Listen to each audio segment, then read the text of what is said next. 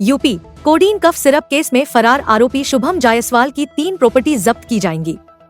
तमिलनाडु केंद्र सरकार हर योजना के लिए फंड जानबूझकर देर से जारी कर रही, CM Stalin.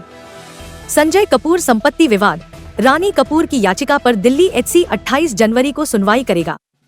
Goa night club अग्निकांड में ईडी की कार्रवाई, लूथरा ब्रदर्स के ठिकानों पर छापेमारी। 26 जनवरी पर दिल्ली में गड़बड़ी की धमकी, खालिस्तानी आतंकी गुरपतवंत सिंह पन्नू के खिलाफ एफआईआर दर्ज।